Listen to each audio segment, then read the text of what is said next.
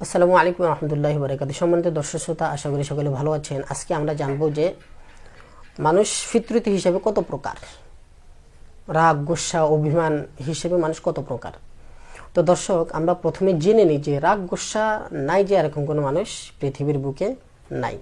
গরু ছাগল ইত্যাদি হাঁস মুরগি যা বলেন না কেন সব কিছুর উপরে কি রাগ গোসা আছে। দেখেন, আপনি যদি একটি কুকুরকে রুটি দেন বা খাদ্য কিনে দেন, একটু মাছের টুকরা দেন, গোশতের টুকরা দেন, হাড্ডি দেন, বা যে কোনো কিছু দেন, ও কুকুর এটা খায়, আপনি কাছে আসে, এসে খায়।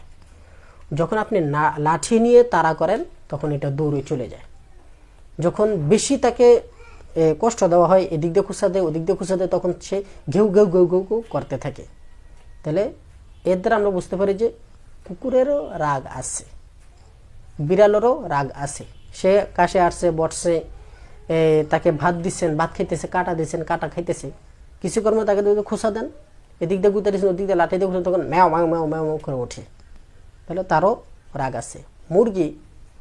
মুরগির বাচ্চা যদি সিলে নিয়ে যাওয়ার জন্য চেষ্টা করে, তখন মুরগি কীরকম আচরণ করে এটা আমরা সবাই জানি। তো বোঝা গেল যে এই সমস্ত জিনিস ওগুলার কি রাগ গোসা আছে। এমনিভাবে মানুষেরও রাগ গোসা আছে। রাগ ছাড়া কোনো মানুষ নেই।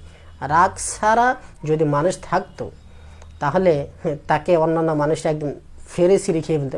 রাগ নেই, গোসা নেই, কিনেলেও কিছু কয় না, গুতেলেও কিছু কয় না, মারলেও কিছু বলে না, খারাপ কথা বললেও কিছু বলে না, ভালো কথা বললেও কিছু বলে না। রাগ গোসা নেই, এরকম মানুষ নেই। সবারই রাগ গোসা আছে। তো এই রাগ এবং গোসা হিসেবে মানুষ হচ্ছে চার প্রকার। নবী করিম সাল্লাল্লাহু আলাইহি ওয়াসাল্লাম হাদিস ভাগের মধ্যে বলেন, এক নম্বর মানুষ হচ্ছে যার রাগ তাড়াতাড়ি আসে, যায়ও তাড়াতাড়ি। রাগ আসে তাড়াতাড়ি, যায় তাড়াতাড়ি। এই প্রকার মানুষকে আল্লাহ সুবহানাহু ওয়া তাআলা পছন্দ করেন না। দুই নম্বরে রাগ আসে তাড়াতাড়ি, যায় দেরি করে। রাগ আসে তাড়াতাড়ি, রাগটা যায় দেরি করে। মাসকে মাস, বছরকে বছর, দিনকে দিয়া কোনো কথা নেই, যোগাযোগ নেই, সম্পর্ক থাকে না। রাগ গুসা। তিন নম্বর হচ্ছে রাগ আসে দেরি করে, যায়ও দেরি করে। রাগ আসে দেরি করে, যায়ও দেরি করে।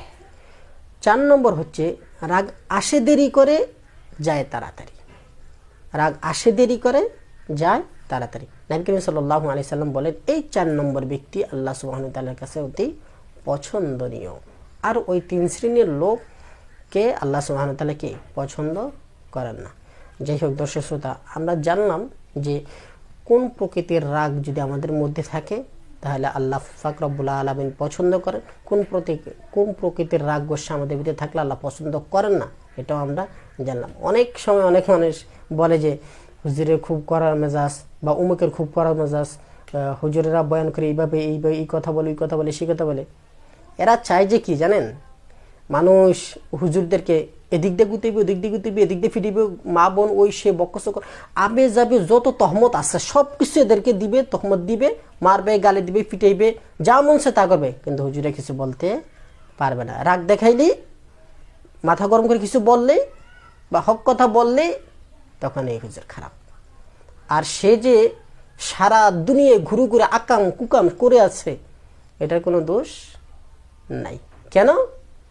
হ্যাঁ, কোরআন হাদিস জানে না, হুজুররা কোরআন হাদিস জানে, এরা কেন রাগ দেখাবে? নবী করিম সাল্লাল্লাহু আলাইহি সাল্লাম তো রাগ গোসা করছেন, রাসূল সাল্লাল্লাহু আলাইহি সাল্লাম তো রাগ দেখেছেন। হযরত মূসা আলাইহিস সালাম কি কম রাগী ছিলেন? আবু বকর সিদ্দিক, হযরত ওমর ফারুক রাদিয়াল্লাহু তাআলা কম রাগী ছিলেন? নবী করিম সাল্লাল্লাহু আলাইহি সাল্লাম যখন রাগান্বিত হতেন, জিহাদের বয়ান যখন করতেন, তখন রাগান্বিত হয়ে যেতেন। রাগান্বিত হয়ে গেলে নবী করিম সাল্লাল্লাহু আলাইহি সাল্লামের চেহারা লাল হয়ে যেত। যাই হোক, ওগুলো অন্য কথা। তো দর্শক, আমরা যেটা জানতে চাইলাম সেটা হচ্ছে রাগ হিসাবে মানুষ কত প্রকার, আর কোন প্রকারের মানুষকে আল্লাহ পছন্দ করেন, কোন প্রকার মানুষকে আল্লাহ পছন্দ করেন না। আজকের ভিডিও থেকে সবাই ভালো থাকবেন, সুস্থ থাকবেন। আসসালামু আলাইকুম রহমতুল্লাহি ওয়া বারাকাতুহু।